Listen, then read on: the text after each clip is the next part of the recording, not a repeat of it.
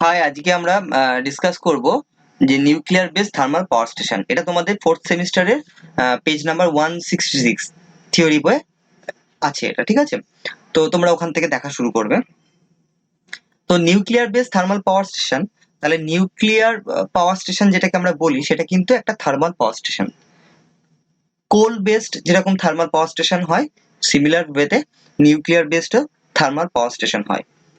তো এই দুটো টাইপের পাওয়ার স্টেশনের মধ্যে অনেক সিমিলারিটিস আছে আর কিছু কিছু জায়গায় ডিসিমিলারিটিস আছে। তো কোর যে জায়গাটা যেখানে বয়লার থাকে, সেই জায়গাটা থার্মাল বেস মানে কোল বেস থার্মাল পাওয়ার স্টেশনে থাকে। কিন্তু নিউক্লিয়ার থার্মাল পাওয়ার প্ল্যান্টে কি হয়, সেখানে রিয়াক্টরটা ইম্পর্টেন্ট জিনিস। কি বলে? রিয়াক্টর, ঠিক আছে? রিয়াক্টর। তো রিয়াক্টর এখানে ইম্পর্টেন্ট জিনিস, সেটা নিয়ে আমরা জানবো। তো এইখানে এগোনোর আগে আমরা একটু বেসিক কিছু জায়গা দেখি, যেরকম যে বেসিক্যালি এই নিউক্লিয়ার এনার্জি যেটা, সেটা অবশ্যই নিউক্লিয়ার মানে আমরা জানি এটা অ্যাটম, মলিকিউল, এই সমস্ত জগতের সঙ্গে জড়িত জিনিস, তাই তো? একটু রিকল করি যে আমরা জানি যে যে কোনো পার্টিকেলকে বা যে কোনো ম্যাটারকে, যে কোনো পদার্থকে যদি আমরা ভাঙতে থাকি, ভাঙতে ভাঙতে ভাঙতে গিয়ে যে সবচেয়ে ছোট যে অংশটা গিয়ে পৌঁছাবো সেটাকে আমরা কি বলি? অ্যাটম বলি, তাই তো? তো আমরা জানি যে অ্যাটম নিজেও কোনো একটা পার্টিকুলার কণা নয় বা টুকরো পিস নয়, যেটা কি হয় না, যেটা একটা কম্পোজিট অফ কি না, অনেক অনেক কিছু জিনিস দিয়ে সেটা একসঙ্গে তৈরি। যেমন তার ভেতরে কি আছে? নিউট্রনস আছে, প্রোটনস আছে, ইলেকট্রনস আছে, তাই তো? এছাড়াও সাব অ্যাটমিক অনেক পার্টিকেলসও থাকে এবং অনেক টাইপের ফোর্সও থাকে, যেগুলো একসঙ্গে কাজ করে একটা অ্যাটম তৈরি করে। একটা অ্যাটম এবং একাধিক অ্যাটম একসঙ্গে কানেক্টেড হয়ে কি তৈরি করে না, তাদেরকে বলা হচ্ছে মলিকিউল বা অণু। তাহলে পরমাণু মানে অ্যাটম, আর হচ্ছে কতগুলো পরমাণু একসঙ্গে কানেক্ট হয়ে তারা একটা স্টেবিল একটা সজ্জা তৈরি করে, তখন তাকে কি বলে? অণু। তো পরমাণুর মধ্যে এখানে কি আছে? দুটো পার্টে পরমাণুকে মেনলি ভাঙা হয়। তার হচ্ছে একটা হচ্ছে নিউক্লিয়াস, আর একটা হচ্ছে তার ইলেকট্রন মহল বা ইলেকট্রন জোন, যেখানে ইলেকট্রন গুলো ঘোরাফেরা করে। তো এই দুটো জায়গা একসঙ্গে মিক্সড একটা পরমাণু তৈরি হয়। তার মধ্যে পরমাণুর সবচেয়ে একটা ছোট জায়গা সেটা হচ্ছে নিউক্লিয়াস, বাট সেখানে সবচেয়ে বেশি কি থাকে? মাস বা ভর, তা সেখানে কিন্তু জমায়েত থাকে। কারণ সেখানে কি থাকে? সেখানে সবচেয়ে বেশি প্রোটনস আর নিউট্রনস একসঙ্গে সেখানে আছে। আমরা জানি যে প্রোটন হচ্ছে পজিটিভ টাইপ আর নিউট্রন হচ্ছে নেগেটিভ চার্জ বিশিষ্ট কণা।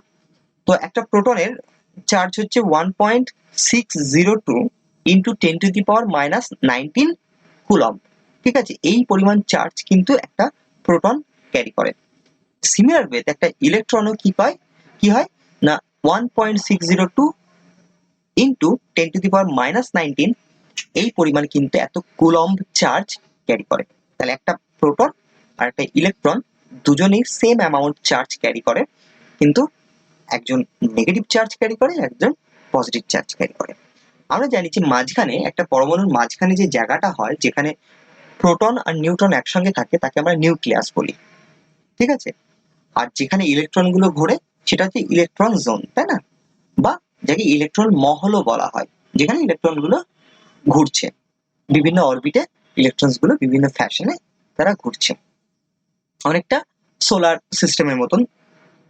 ডিসিমিলারিটিসও আছে।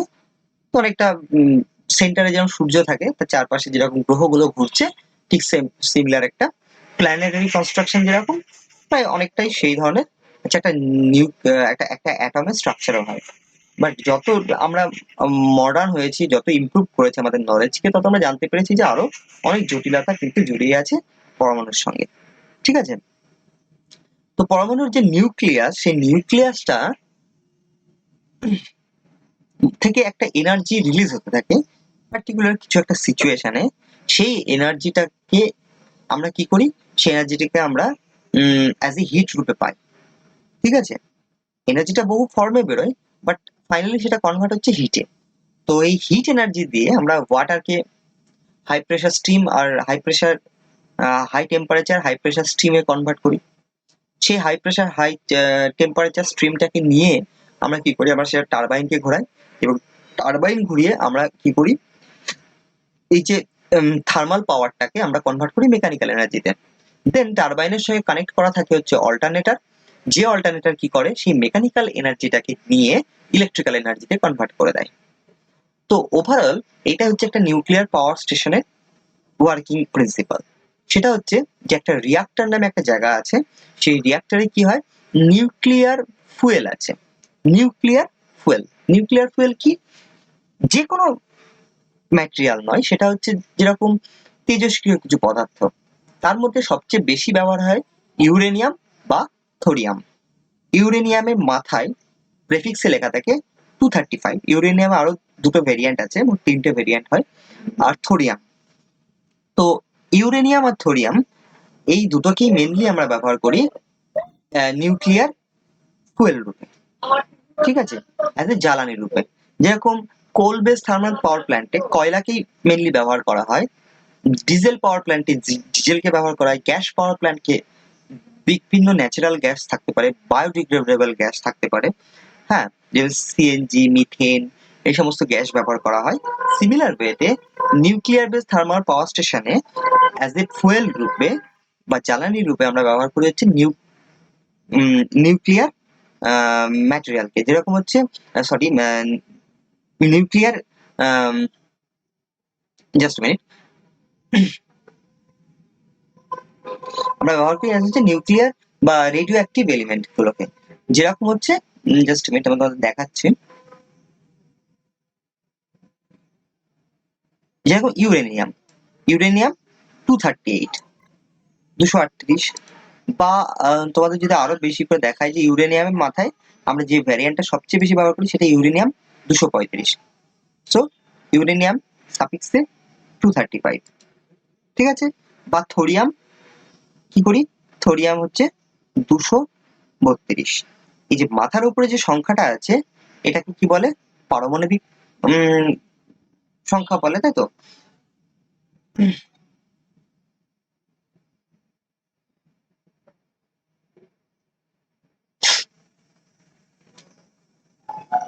এবার হ্যাঁ, জাস্ট মিনিট, হ্যাঁ, তো যদি অ্যাটম সম্পর্কে একটু বলি, the atomic number and the mass. Atomic number কি জিনিস আর অ্যাটমিক মাস বা ভরটাও কি জিনিস। তো বলছে the atomic number of A atom is defined as the number of proton present in the nucleus. তো নিউক্লিয়াসের ভিতরে যতগুলো প্রোটন আছে সেটাকে কি বলে, সেটা তার হচ্ছে অ্যাটমিক নাম্বার, ঠিক আছে। Is represented as Z, Z দ্বারা রিপ্রেজেন্ট করা হয়। এটা হচ্ছে সামনে সেই লেটারটা, তার যে সংকেতটা আছে সেই কেমিক্যালসটার, তার সংকেতের সামনে নিচের দিকে মানে প্রেফিক্সে লেখা হয়। যেরকম এখানে দেখো, এখানে লেখা আছে সোডিয়াম। সোডিয়াম আমরা জানি একটা ধাতু বা লবণের মধ্যে যেরকম সোডিয়াম থাকে, তো সেই সোডিয়াম, সোডিয়ামের সামনে লেখা আছে 12। তো এই 12টা কি, 12টা হচ্ছে তার হচ্ছে অ্যাটমিক নাম্বার, ঠিক আছে। আর দেখো সোডিয়ামের মাথায় আছে প্রেফিক্স, সাফিক্সে আছে দেখো টোটাল মাস, মাস নাম্বার মানে অ্যাটমিক মাস নাম্বার 23। মানে এর মধ্যে প্রোটন আর নিউট্রন যে পরিমাণ আছে তার টোটাল কম্পোজিটটা, ঠিক আছে। তো এটা হচ্ছে তার মাস নাম্বার বলা হয়, ঠিক আছে, বা অ্যাটমিক মাস নাম্বার বা অ্যাটমিক মাস, ঠিক আছে, সেটা হচ্ছে 23। তো ইউরেনিয়ামের ক্ষেত্রে যদি দেখো, তো ইউরেনিয়ামের ক্ষেত্রে লেখা আছে যে ইউরেনিয়াম 92 আর সাফিক্স লেখা আছে 238। এর থেকে বুঝতে পারছি যে এর নিউক্লিয়াসে 92টা কি আছে, প্রোটনস আছে, ঠিক আছে। আর টোটাল নিউট্রন প্রোটনস এর সংখ্যা হচ্ছে 238, ঠিক আছে, 238 নিউট্রন আর প্রোটনের মোট মিলিত নাম্বারটা হচ্ছে 238। এবার এখানে প্রশ্ন আসতে পারে যে এখানে কতগুলো তাহলে আলাদাভাবে নিউট্রনস আছে। তাহলে সিম্পল, এখানে যদি 92 খানা প্রোটন থাকে আর মোট নিউট্রন প্রোটনের সংখ্যা 238 হয়, তাহলে 238 থেকে 92 বাদ দিলে যতগুলো পড়ে থাকবে ততগুলো নিউট্রন, তা সেক্ষেত্রে এটা 146টা, ঠিক আছে। তাহলে 92টা প্রোটন, নিউট্রন আছে 146, 92 না নিউট্রন আর প্রোটন এই দুটোকে যোগ করলেই মোট অ্যাটমিক মাস পাচ্ছি সেটা 238। ঠিক আছে, এবার কেউ যদি জিজ্ঞেস করে যে একটা ইউরেনিয়ামে ঠিক কতগুলো ইলেকট্রন আছে, দেখো এখানে কোথাও বলা নেই যে ইলেকট্রন কতগুলো আছে। ইলেকট্রন গুলো যে কোনো যদি সেটা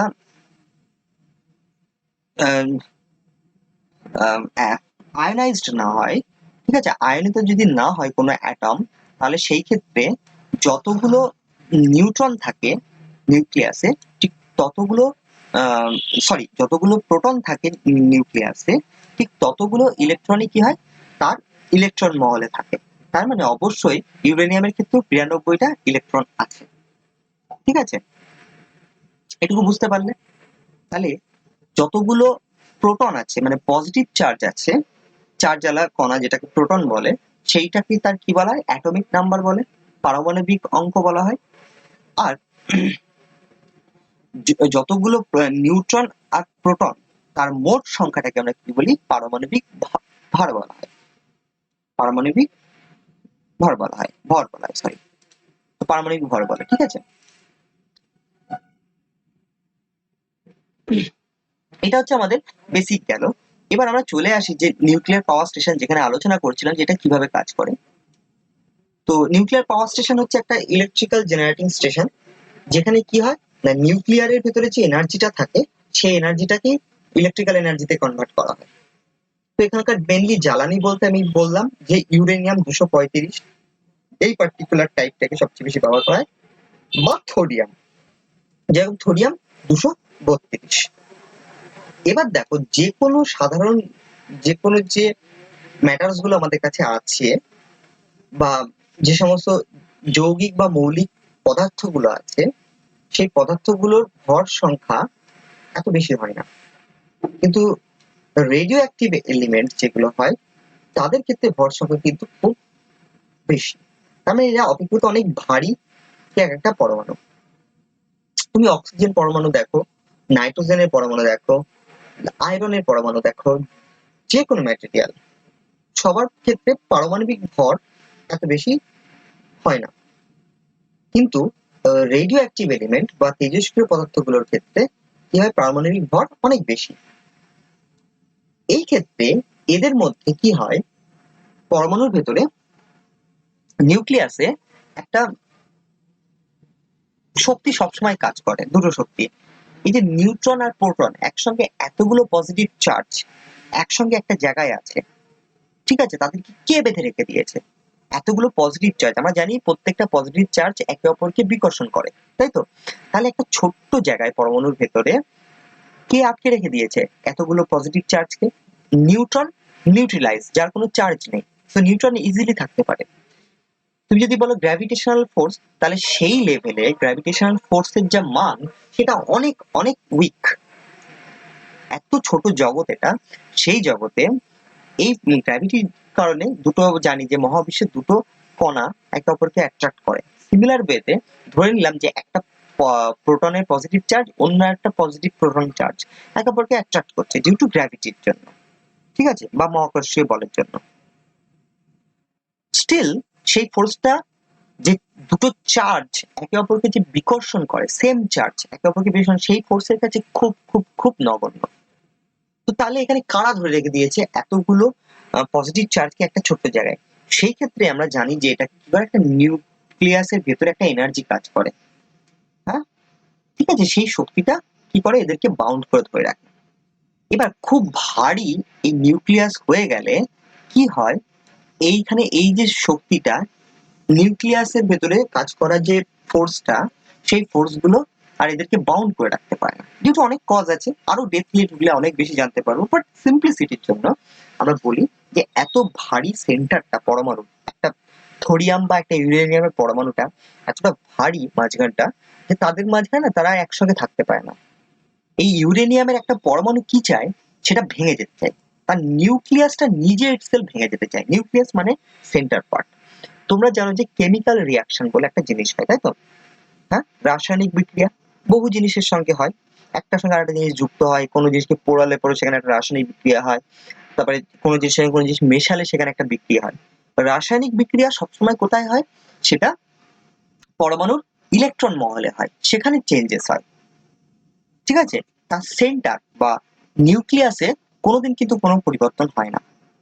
মানে একটা অক্সিজেনও যদি হাইড্রোজেনের সঙ্গে কানেক্ট হয়, যুক্ত হয়ে জল তৈরি করে, H2O তৈরি করে, তখন সেক্ষেত্রে হাইড্রোজেনের সেন্টার যেটা নিউক্লিয়াসটা, শুধু হাইড্রোজেনের টাইমে যা ছিল জলের মধ্যেও যে হাইড্রোজেনটা আছে সেই হাইড্রোজেনটাও সেম ভাবে আছে, তার নিউক্লিয়াস সেম। সিমিলারলি অক্সিজেনের ক্ষেত্রেও তাই, অক্সিজেনের নিউক্লিয়াসটা একই থেকে যায়।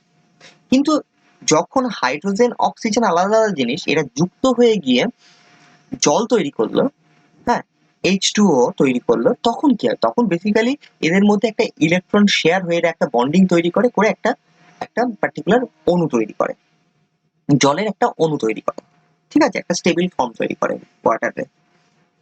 সেক্ষেত্রে এরা ইলেকট্রন গুলোকে শেয়ার করে, কোথাও ইলেকট্রনের কম বেশি হয় বা তারা পেয়ার তৈরি করে, ঠিক আছে, যাকে আমরা বন্ড বলি, ইলেকট্রনের বন্ড তৈরি হয়। কিন্তু ইউরেনিয়াম আর থোরিয়ামের ভেতরে, এদের ভেতরে পরমাণুর সেন্টার গুলো এত ভারী, এরা কন্টিনিউয়াসলি এদের ভেতরে যে ফোর্স গুলো এদেরকে ইন্ট্রিগেটেড করে রাখে, ধরে রাখে, হ্যাঁ, নিউক্লিয়ার ফোর্স যেগুলোকে বলে, সেই ফোর্স গুলো কি হয়, এতটা উইক হয়ে যায় অনেক সময়, তারা কি হয় কন্টিনিউয়াসলি এত ভারী নিউক্লিয়াসটা নিজেই ভাঙতে থাকে। ভেঙে ভেঙে কি হয়, অপেক্ষাকৃত দুটো হালকা একটা কিসে পরিণত হয়, ওই দুটো হালকা আলাদা পরমাণুতে পরিণত হয়। সো এই যে প্রক্রিয়াটা, এই প্রক্রিয়াটাকে কি বলে, নিউক্লিয়ার ফিশন। এই ব্যাপারটাকেই বলে হচ্ছে nuclear fission. Fission, FISSION, fission. Nuclear ফিশনের ক্ষেত্রে অপেক্ষিত ভারী একটা পরমাণু নিউক্লিয়াস নিজে ইটসেলফ কি হচ্ছে, হ্যাঁ, ভেঙে গিয়ে অপেক্ষিত হালকা দুটো কি করছে, পরমাণুতে কনভার্ট হয়ে যাচ্ছে আলাদা আলাদা, ঠিক আছে, তারা ইলেকট্রন গুলো তখন শেয়ার হয়ে যাচ্ছে, তাহলে নিউক্লিয়াস এখানে পরিবর্তন হয়ে যাচ্ছে। তো এই ধরনের পরিবর্তনকে আমরা কিন্তু তখন আর কেমিক্যাল রিয়াকশন বলি না, এটাকে বলি নিউক্লিয়ার রিয়াকশন। আমরা কি বলি, এই ধরনের বিক্রিয়াকে nuclear reaction. So radioactive element গুলো তাদের কোর থেকে সবসময় একটা এনার্জি বার করে, সেই এনার্জি গুলোর সঙ্গে সঙ্গে কি হয়, তার ভেতর থেকে বিভিন্ন কণা বেরোয়, যেরকম আলফা কণা, বিটা কণা, এবং তার সঙ্গে একটা ফর্ম অফ এনার্জি বেরোয় যাকে হচ্ছে গামা রে বলে, গামা রেডিয়েশন হয়। তো এই সমস্ত ভাবে এনার্জি গুলো তার থেকে রিলিজ হতে থাকে, এবং এটা টাইম টু টাইম, একটা টাইমের পরে এরা কি হতে থাকে, এগুলো ভেঙে যেতে থাকে, ভেঙে ভেঙে গিয়ে আদার্স কোনো মলিকিউলে বা আদার্স কোনো অ্যাটমে কনভার্ট হতে থাকে। তো মোস্ট অফ অল এই ইউরেনিয়াম, থোরিয়াম, রেডিয়াম, প্লুটোনিয়াম, এরা সবাই কি রেডিও অ্যাক্টিভ এলিমেন্ট। এরা দিন দিন আস্তে আস্তে ভাঙতে ভাঙতে এরা আলাদা আলাদা ম্যাটেরিয়ালে কনভার্ট হতে থাকে। ইউরেনিয়াম ভাঙতে ভাঙতে থোরিয়ামে কনভার্ট হয়ে যাচ্ছে, থোরিয়াম ভাঙতে ভাঙতে আরো অন্যান্য ফর্মে আসছে, কোথাও প্লুটোনিয়াম আসছে একটা টাইমে, এগুলো হতে হতে রেডিয়াম আসছে, এগুলো হতে হতে সর্বশেষে সমস্ত রেডিয়াম হোক বা থোরিয়াম হোক বা ইউরেনিয়াম, এরা ভাঙতে ভাঙতে শেষ যে ফর্মে এসে এরা দাঁড়ায়, যেখানে এসে স্টেবিলিটি পায়, সেটা হচ্ছে কি লেড। লেড আকারে তারা এসে কি হয়, বেসিক্যালি শেষ হয়, ঠিক আছে। তো সমস্ত রেডিও অ্যাক্টিভ এলিমেন্ট গুলো ভাঙতে ভাঙতে এসে যেখানে এসে গিয়ে তার একটা স্টেবল ফর্ম হয়, যেটা আর ফার্দার ভাঙে না, যেটা একটা ফাইনালি একটা ম্যাটারে পরিণত হয়, সেটা কি, সেটা হচ্ছে লেড, ঠিক আছে। লেডও যথেষ্ট ভারী, বাট তারপরে আর ফার্দার কি হয় না, ওটা ভাঙে না। তো লেডের ক্ষেত্রে আমরা রেডিও অ্যাক্টিভিটি দেখতে পাই না, ঠিক আছে। বাকিগুলোর ক্ষেত্রে আমরা কি পাই না, নিউক্লিয়ার থেকে একটা এনার্জি বেরোতে থাকে, ঠিক আছে, যাকে কি বলে রেডিয়েশন বলা হয়, বা একটা বিকিরণ বেরোতে থাকে, যেটা কিন্তু এগুলোর ক্ষেত্রে হয় না। তো দ্যাট ইজ দ্য ফান্ডামেন্টালস, যার উপরে বেস্ট করেই কি হয়েছে, নিউক্লিয়ার পাওয়ার স্টেশন কাজ করে। নিউক্লিয়ার পাওয়ার স্টেশন কিভাবে কাজ করে, এই যে ইউরেনিয়াম বা থোরিয়াম, এদেরকে আমরা একটা প্রোটন দিয়ে বা নিউট্রন জেনারেট করে আমরা কি করছি, হিট করছি। হিট করার ফলে তাদের সেন্টারে নিউক্লিয়াসটা না ইজিলি ভেঙে যাচ্ছে, তাদের নিউক্লিয়াসটা। তো নিউক্লিয়াস যে মুহূর্তে ভেঙে যাচ্ছে, ভেঙে যাওয়ার টাইমে দুটো আলাদা ম্যাটেরিয়াল তৈরি করছে, অ্যাজ ওয়েল অ্যাজ প্রচন্ড হিট এনার্জি কিন্তু সে জেনারেট করছে। একটা মাত্র অ্যাটম থেকে আমরা অনেকটা বেশি পরিমাণ এনার্জি পাই, ঠিক আছে। তো সেই এনার্জিটাকেই আমরা, সেই হিট এনার্জিটাকেই আমরা ইউজ করছি অ্যাজ এ বিদ্যুৎ তৈরি করার জন্য। সেটা কিভাবে, এই ঘটনাটা যেখানে হয় সেটাকে হচ্ছে রিয়াক্টর বলা হয়, নিউক্লিয়ার রিয়াক্টর বলা হয়। নিউক্লিয়ার রিয়াক্টরের ভিতরে নিউক্লিয়ার রিয়াক্টরটা সম্পূর্ণ এটা একটা প্রেসারাইজ ওয়াটারের ভিতরে থাকছে। তো সেই ওয়াটারটা হিটটাকে অ্যাবজর্ব করে নিচ্ছে। সেই ওয়াটারটাকে আমরা একটা হিট এক্সচেঞ্জার নামে একটা জিনিস আছে তার ভেতর দিয়ে যখন নিয়ে যাই, তখন কি হয়, সেই হিট এক্সচেঞ্জারের ভেতরে একদম রিয়াক্টর থেকে আসা হেভি ওয়াটারটা কি হয় ওই টিউবের মধ্যে দিয়ে যায়। কিন্তু টিউবের চারপাশে আরেকটা ওয়াটার আছে যেটা নর্মাল ওয়াটার। সেই ওয়াটারটা কি হয়, যেটা রিয়াক্টরের ভেতর থেকে যে ওয়াটারটা বেরিয়ে আসছে সেই ওয়াটারের হিটটা এই পার্টিকুলার জলের মধ্যে চলে আসে। সেটা কোথায় হয়, হিট এক্সচেঞ্জারে হয়, যেখানে হিটটা এক্সচেঞ্জ হয়। বাট এদের মধ্যে কোনো ফিজিক্যালি কন্ট্যাক্ট নেই, ঠিক আছে। হিটটা কি হয়, ওই ওয়াটারটা থেকে, যেটা রিয়াক্টরের ভেতর থেকে যে ওয়াটারটা আসছে সেই ওয়াটার থেকে পাইপের গায়ে আসে, পাইপের গা থেকে হিটটা তার পাইপের চারপাশে থাকা জলের মধ্যে হিটটা দিয়ে দেয়। কিন্তু এই হিটটা এত বেশি পরিমাণ, তার ফলে কি হয়ে যায়, যে নতুন যে জলের মধ্যে হিটটা আসবে সেই জলটাও প্রচন্ড হাই টেম্পারেচারে চলে যায় এবং হাই প্রেশার কি তৈরি করে, স্টিম তৈরি করে। সেখানে একটা স্টিম জেনারেশন হয়। সেই হাই প্রেশার হাই টেম্পারেচার স্ট্রিমটাকে নিয়ে আমরা পাঠাই হচ্ছে আমাদের টারবাইনে। এক্ষেত্রে টারবাইন ইন্টারমিডিয়েট, তারপর হচ্ছে হাই প্রেশার বা লো প্রেশার, ৩ টাইপেরই থাকতে পারে, কোথাও ২ রকম কম্বিনেশন থাকতে পারে। তো সেখানে নিয়ে গিয়ে কি করা হয়, যে এই স্ট্রিমের সাহায্যে টারবাইন চালিয়ে আমরা মেকানিক্যাল এনার্জি তৈরি করি। তারপরে নেক্সট সেই মেকানিক্যাল এনার্জিটাকে আমরা অল্টারনেটরে দিই, অল্টারনেটর কি করে মেকানিক্যাল এনার্জিটাকে নিয়ে ইলেকট্রিক্যাল এনার্জিতে কনভার্ট করে। তারপরে সেই ইলেকট্রিক্যাল এনার্জিটাকে আমরা আউটডোর যে সাবস্টেশন আছে সেখানে হাই ভোল্টেজ করে সেটা ট্রান্সমিশন লাইনে দিয়ে দিই, দিয়ে ট্রান্সমিশন করে বহুদূর আমরা সেটাকে ট্রান্সমিট করে দিই।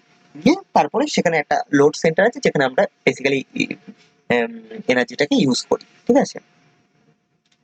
তো নিউক্লিয়ার এনার্জি সম্পর্কে আশা করি তুমি একটা ওভারঅল একটা কনসেপ্ট তৈরি করতে পারলে, ঠিক আছে, যে নিউক্লিয়ার এনার্জিটা কিভাবে কাজ করে। এবার আমরা একটু দেখে নিই যে এই ধরনের নিউক্লিয়ার রিয়াক্টর বেসড যে থার্মাল পাওয়ার স্টেশন গুলো আছে বা nuclear based thermal power station গুলো আছে, এর কিছু অ্যাডভান্টেজ আছে। সেই অ্যাডভান্টেজ গুলো কি, দেখো আমি এখানে পরপর পড়ছি আর ডিসকাস করে দিচ্ছি। সেটা হচ্ছে the amount of fuel required is quite small. Therefore, there is a considerable savings in the cost of fuel transportation.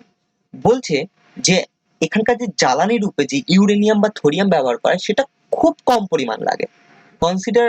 Considerable তুমি যদি দেখো যে কোল বেসড, যেখানে টন টন কয়লা আসছে, ঠিক আছে, প্রত্যেক দিন ইউজড হচ্ছে, বা যদি গ্যাস বেস দেখো সেখানে এত পরিমাণ গ্যাসের প্রয়োজন পড়ে, বা যদি ডিজেল বেসড পাওয়ার প্ল্যান্ট গুলো দেখো, ঠিক আছে, সেখানে এত পরিমাণ লাগে, তার তুলনায় এখানে খুব অল্প পরিমাণ কি হয় না নিউক্লিয়ার ফুয়েলটাকে লাগে। নিউক্লিয়ার ফুয়েল মানে ইউরেনিয়াম বা থোরিয়াম। সামান্য এইটুকু ফুয়েল থেকেই আমরা কি পারি, আমরা অনেক বেশি কিন্তু এনার্জি তৈরি করতে পারি। তো এর একটা কম্পারিজন আছে, জাস্ট আ মিনিট আমি তোমাদেরকে সেটা দেখাই যে ঠিক কতটা পরিমাণ, তাহলে তোমাদের একটা আন্দাজ তৈরি হবে। যদি ১ কেজি ইউরেনিয়াম নেওয়া হয় তাহলে সেখান থেকে আমরা কতটা এনার্জি জেনারেট করতে পারি, ঠিক আছে।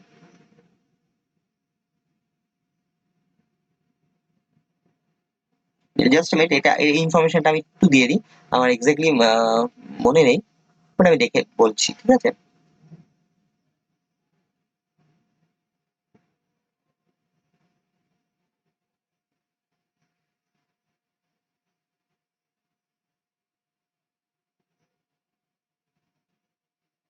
আচ্ছা ঠিক আছে, আমি এটা পরে পেলে পরে আমি তোমাদেরকে জানাবো।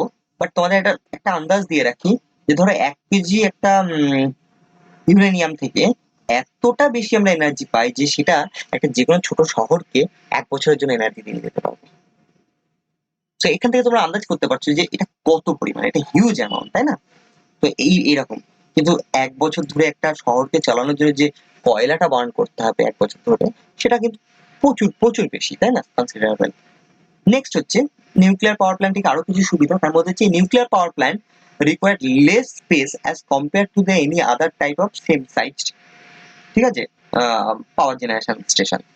তো একটা নিউক্লিয়ার পাওয়ার প্ল্যান্ট অনেক কম জায়গা নেয়। যদি সেটা কোল বেস যদি দেখো, সেটা হাইড্রো ইলেকট্রিক যদি দেখো, তাদের যে কনস্ট্রাকশন করা, তাদের যে সমস্ত জোনস গুলো আছে সেগুলো হিসাব করে দেখলে দেখা যায় যে একটা নিউক্লিয়ার পাওয়ার স্টেশন তাদের তুলনায় অনেক কম জায়গায় তৈরি করা সম্ভব।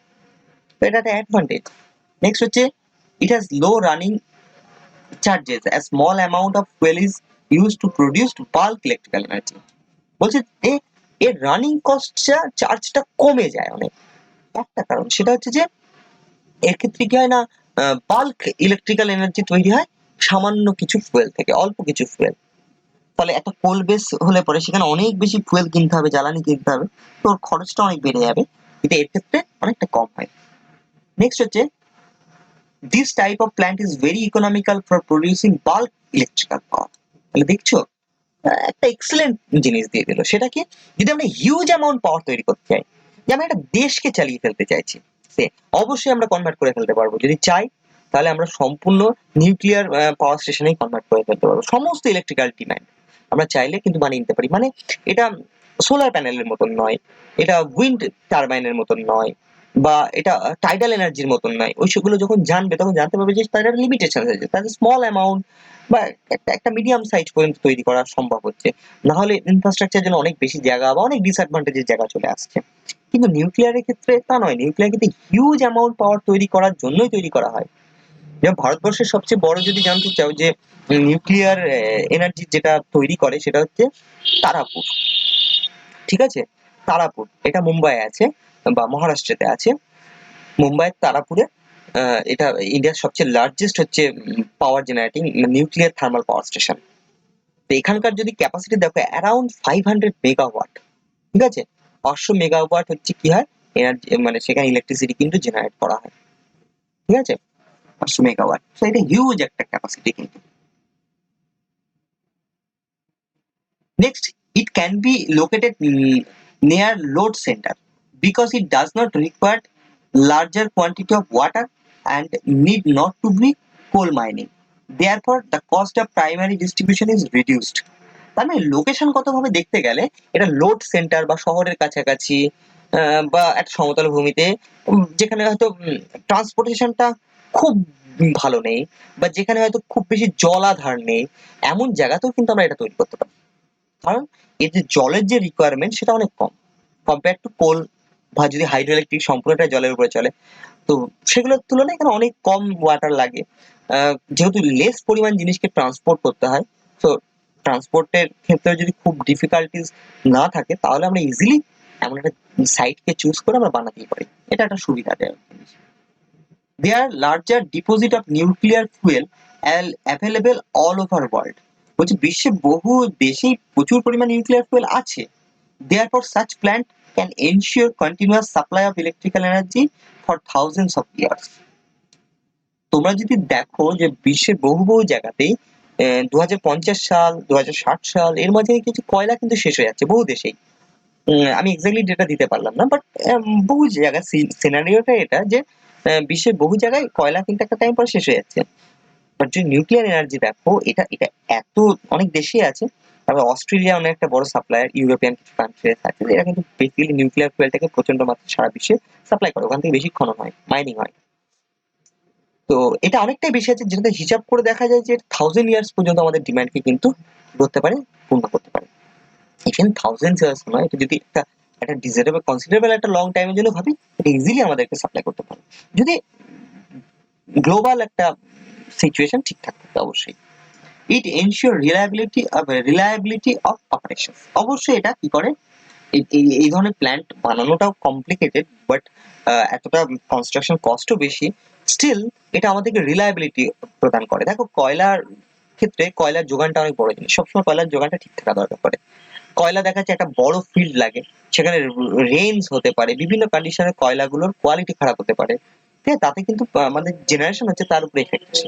ঠিক আছে, আমাদের স্টোরেজের যদি প্রবলেম হয় সেক্ষেত্রে জেনারেশনের প্রবলেম হতে পারে। ঠিক আছে, তো সেই জায়গা থেকে দেখতে গেলে নিউক্লিয়ার পাওয়ার প্ল্যান্ট কি হয়, অনেক বেশি রিলায়েবল।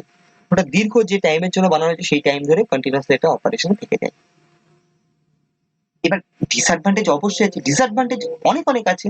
যেগুলোকে মানুষ কম বেশি বিভিন্ন দেশ সেটাকে কনসিডার করে। ডিসঅ্যাডভান্টেজ গুলোকে যদি আমরা ওভারকাম করে নিতে পারি তাহলে আমরা এটাকে ব্যবহার করি, নাহলে অবশ্যই করা সম্ভব হয় না। তো ডিসঅ্যাডভান্টেজের মধ্যে কিছু পয়েন্ট হচ্ছে, the fuel used is expensive and is difficult to extract. এটা একটা বড় জিনিস যে যে ফুয়েলটা মানে থোরিয়াম বা ইউরেনিয়াম যে ব্যবহার করে এটা খুব এক্সপেন্সিভ, 1 কেজি ইউরেনিয়ামের প্রচুর দাম, ঠিক আছে।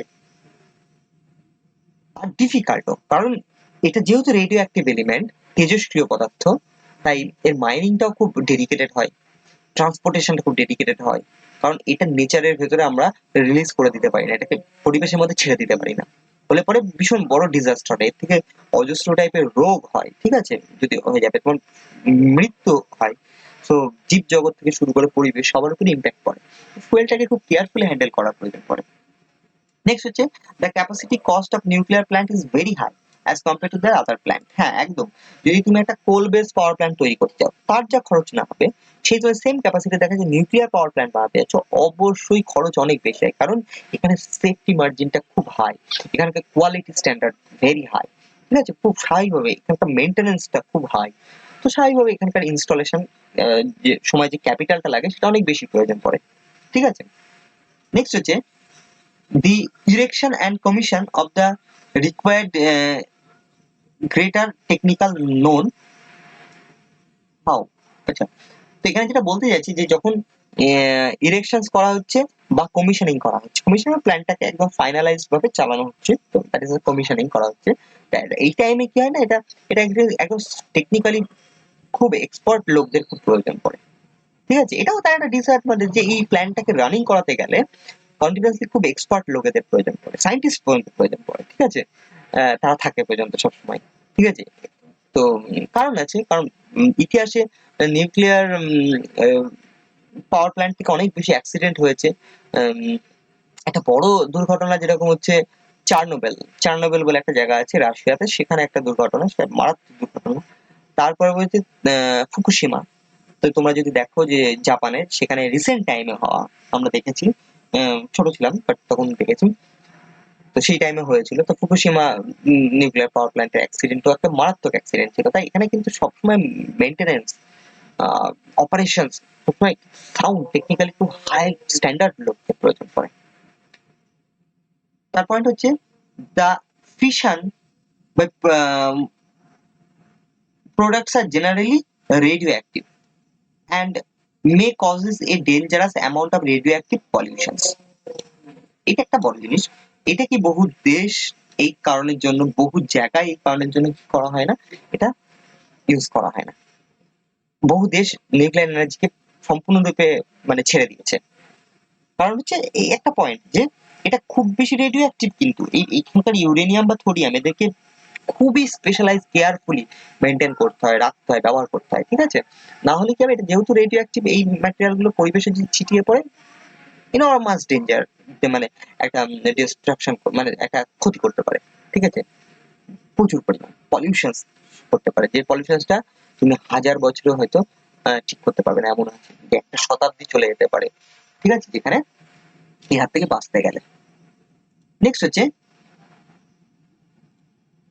maintenance charges are high due to lack of standardization.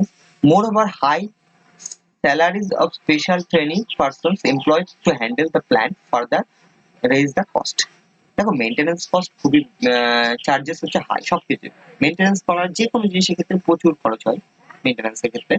Next এখানকার যে পার্সোনালিটি লাগে যারা অপারেশনে থাকে তাদেরকে খুব হাইলি ট্রেন্ড, হাইলি এডুকেটেড সব লোকরা হয়, স্বাভাবিকভাবে সেখানে অনেক বেশি খরচ করতে হয় কিন্তু তাদের পেছনে, ঠিক আছে। সিকিউরিটি একটা বড় ইস্যু, যেখানে সিকিউরিটি প্রচন্ড, মানে এই ধরনের প্ল্যান্টকে যে কোনো টাইপের টেররিস্ট অ্যাটাক বা টেরর অ্যাটাক কিন্তু হতে পারে এই ধরনের প্ল্যান্টে, তো সিকিউরিটি খুব হাই লেভেলের থাকে। Next disadvantage, nuclear power plant are also not well suited for varying load as the reactor does not respond to the load fluctuation efficiently। হ্যাঁ বলছি, যেখানে খুব ভেরিয়েবল লোড, ডিমান্ড খুব বেশি চেঞ্জেস হচ্ছে, এমন সিচুয়েশনের জন্য কিন্তু নিউক্লিয়ার পাওয়ার প্ল্যান্ট ব্যবহার করা যায় না, কারণ রিঅ্যাক্টর যে জিনিসটা সেটা একটা কনস্ট্যান্টলি একটা পাওয়ার জেনারেট করতে থাকে, ঠিক আছে, তার ইনস্টল ক্যাপাসিটি খুব কাছাকাছি করতে থাকে, তো ইজিলি এটাকে খুব দ্রুত এটা কিন্তু রিঅ্যাক্ট করে না, ফলে সেরকম অ্যাপ্লিকেশনে ভালো হবে না। আর নেক্সট হচ্ছে the deposit of West which are radio active is a big problem. There should either be deposit of in a deep trench or in sea away from seashore.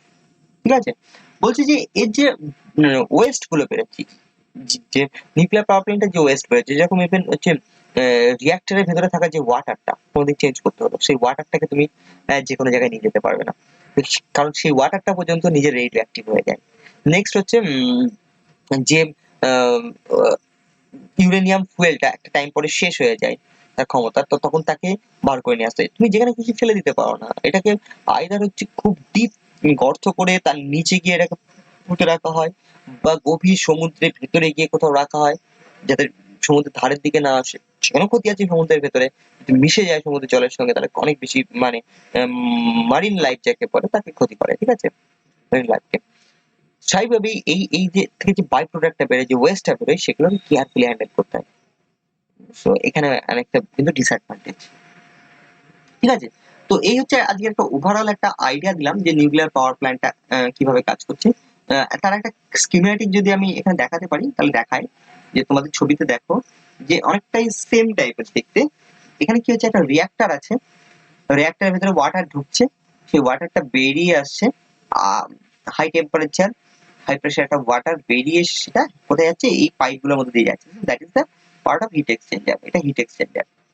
এই হিট এক্সচেঞ্জারে কি হচ্ছে, আলাদা জায়গা থেকে একটা ওয়াটার আছে, feed water, সেই ওয়াটারটা এই পাইপের সংস্পর্শে এসে সেই ওয়াটারটা নিজে প্রচন্ড হাই প্রেশার হাই টেম্পারেচার ওয়াটারে কনভার্ট হচ্ছে, দিয়ে সেটা স্টিম জেনারেট করছে, সেই স্টিমটাকেই আমরা ভালভ কন্ট্রোল করে কি করছি, টারবাইনে দিচ্ছি, ঠিক আছে। তো টারবাইনে সেই হাই প্রেশার স্টিম আর হাই টেম্পারেচার স্টিমটা থেকে এনার্জি এক্সট্রাক্ট করে সেটা মেকানিক্যাল এনার্জিতে কনভার্ট হচ্ছে। মেকানিক্যাল এনার্জিটা কোথায় যাচ্ছে না, অল্টারনেটর যাচ্ছে। অল্টারনেটর কি করছে, এটা ছোট্ট করে দেখানো হয়েছে একদমই। এই অল্টারনেটরটা ইলেকট্রিক্যাল এনার্জিতে কনভার্ট করে সেটা দিয়ে দিচ্ছে, তারপরে ট্রান্সফরমার দিয়ে স্টেপ আপ করে সুইচ গিয়ার আছে আমরা এগুলো কোথায় দিয়ে দিচ্ছি, ট্রান্সমিশন লাইনে দিয়ে দিচ্ছি, ঠিক আছে। আর যে টারবাইন থেকে যে স্টিমটা বেরোচ্ছে, সেই স্টিমটা এগেন কোল বেস পাওয়ার প্ল্যান্টে দেখেছো যে কন্ডেন্সার থাকে, সেই কন্ডেন্সারে যাচ্ছে, কন্ডেন্সারে গিয়ে স্টিমটা কনভার্ট হচ্ছে ওয়াটারে, সেই ওয়াটারটাকে আবার পাম্পের থ্রু ফিড দেওয়া হচ্ছে, হাই প্রেশার কনভার্ট করা হচ্ছে, ওয়াটারটাকে নিয়ে গিয়ে সেটা কোথায় দেওয়া হচ্ছে, সেটা আবার এগেন হিট এক্সচেঞ্জারে ঢুকিয়ে দেওয়া হচ্ছে। এবার কন্ডেন্সার নিজে অপারেশন করতে গেলে তার আলাদা ওয়াটার সোর্স লাগে, ঠান্ডা কুল ওয়াটার, সেটা অবশ্যই কোথা থেকে আসছে, কুলিং টাওয়ার থেকে আসছে। তো কুলিং টাওয়ার থেকে সেই ওয়াটারটা কন্ডেন্সারে যাচ্ছে, কন্ডেন্সারের গরম ওয়াটারটা আবার বেরিয়ে কুলিং টাওয়ারে আসছে। তো এই অ্যারেঞ্জমেন্ট আছে। আর মাঝে মাঝে এই কুলিং টাওয়ারের এই এই অংশে জলের প্রয়োজন পড়তে পারে, সেটাকে হচ্ছে রিভার বা পন্ড নেয়ার যেখানে লোকেট আছে, ওয়াটার সোর্স আছে, সেখান থেকে নিয়ে ফিট করা হয়। বাট এর মাঝখানে কি আছে, ওয়াটার ট্রিটমেন্ট প্ল্যান্ট গুলো অবশ্যই থাকে, ডিপেন্ড অন সিচুয়েশনের উপরে নির্ভর করে, ঠিক আছে। তো এটা হচ্ছে ওভারঅল। কিন্তু এখানকার যেটা সম্পূর্ণ বড় পার্ট, সেটা হচ্ছে hit exchanger, filter, pump, nuclear reactor, এগুলো সব একটা বিভৎস একটা কন্টেনার, একটা সিল্ড চেম্বারের মধ্যে থাকে এরা সবাই। একটা ডোম আকারে একটা শেপ থাকে, তার মধ্যে কংক্রিটে হেভি পুরো ডোম, যার প্রোটেকশন লেভেল 3-4খানা আছে, তার ভেতরে এরা থাকে। কারণ এইখানে সবটাই হচ্ছে রেডিও অ্যাক্টিভ মাত্রায় পড়ে আছে। ইভেন এই ডোমের ভেতর যে এয়ারটা পর্যন্ত থাকে, সেটাও দিন দিন রেডিও অ্যাক্টিভ হতে থাকে, ঠিক আছে। তো এই ডোমের বাইরে কিছু যাতে ইজিলি না বেরোয়, তার জন্য এই সমস্ত একটা সিস্টেম করা হয়েছে। ওর মধ্যে ঢোকাটাও খুব ডিফিকাল্ট হয়ে যায়, যে কেউ অ্যাক্সেস করতে পারে না। বাট তার বাইরে থেকে যে ওয়াটারটা বেরিয়ে আসছে, হিট এক্সচেঞ্জার থেকে যে ওয়াটার বেরোচ্ছে, সেটা সেফ, সেটা রেডিও অ্যাক্টিভ নয়, কারণ এরা ডাইরেক্টলি নিউক্লিয়ার রিঅ্যাক্টরের কোনো অংশের সঙ্গে কানেক্টেড হয়নি, নিউক্লিয়ার ফুয়েলের সঙ্গে। ফলে এর জন্য হিট এক্সচেঞ্জার ব্যবহার করা হয়েছে। দিয়ে এই সেফ ওয়াটারটা কিন্তু টারবাইনে দেওয়া হয়, টারবাইনটা। তো টারবাইনে এরা এই জিনিসগুলো একটা আলাদা সেট, একটা আলাদা বিল্ডিং আছে। তোমাদের আমরা পরের দিন আরো বেশি ছবির সাহায্যে আরো বিস্তারিত আলোচনা করব যে এই টোটাল পাওয়ার প্ল্যান্টটা কিভাবে কাজ করে। তো আজই জানতে পারলে যে এখানে যে যে প্রিন্সিপাল, সেটা হচ্ছে নিউক্লিয়ার ফিশন বা পারমাণবিক বিভাজন। ইংলিশে বলে হচ্ছে নিউক্লিয়ার ফিশন, বাংলায় বলে পারমাণবিক বিভাজন। মানে একটা পরমাণু যখন ভেঙে দুটো অপেক্ষাকৃত কম ভারী পরমাণুতে কনভার্ট হয়ে যাচ্ছে, তখন তাকে নিউক্লিয়ার ফিশন বলে, ঠিক আছে। এটা opposite to nuclear fusion. Fusion মানে নিউক্লিয়ার সংযোজন, পারমাণবিক সংযোজনের অপোজিট জিনিসটা হয় পারমাণবিক বিভাজন, ঠিক আছে। পারমাণবিক সংযোজন বলে একটা জিনিস হয়, আর একটা পারমাণবিক বিভাজন। মানে নিউক্লিয়ার ফিউশন মানে সংযোজন, আর নিউক্লিয়ার ফিশন মানে বিভাজন। নিউক্লিয়ার ফিউশনটা কোথায়, সেটা সূর্যে হয়। সূর্যের মধ্যে কি হয়, দুটো হাইড্রোজেন অ্যাটম এত টেম্পারেচার হাই প্রেসারে সেখানে কি দুজন দুজনের সাথে কলাইড করে দুটো হাইড্রোজেন একসঙ্গে জুড়ে গিয়ে কি তৈরি করে, একটা নতুন একটা ম্যাটেরিয়াল যেটাকে বা ম্যাটার, সেটা হচ্ছে হিলিয়াম। আর সেই প্রসেসের সময় কি একটা এনর্মাস একটা প্রচুর পরিমাণ এনার্জি আমাদেরকে রিলিজ করে, ঠিক আছে। তো সেই এনার্জিটাই সূর্যের শক্তি বিচ্ছুরিত হয়, ঠিক আছে। তো সূর্য হচ্ছে একটা ভীষণ বড় কি একটা নিউক্লিয়ার ফিউশন মেশিন, ঠিক আছে। বাট আমাদের যে নিউক্লিয়ার পাওয়ার স্টেশন গুলো সেগুলো কি নিউক্লিয়ার ফিশনের জন্য একটা মেশিন, যেটা হচ্ছে রিয়াক্টর, যেখানে এই ঘটনাটা ঘটে। তো নিউক্লিয়ার ফিশন বা বিভাজনটা হয়, কিন্তু সূর্যের ভেতরে কি হয়, নিউক্লিয়ার সংযোজন। তো আজকে এই পর্যন্ত থাকলো, আমি বিস্তারিত আলো আলোচনা করব নেক্সট পার্ট ভিডিও গুলোতে। So thank you for your cooperation.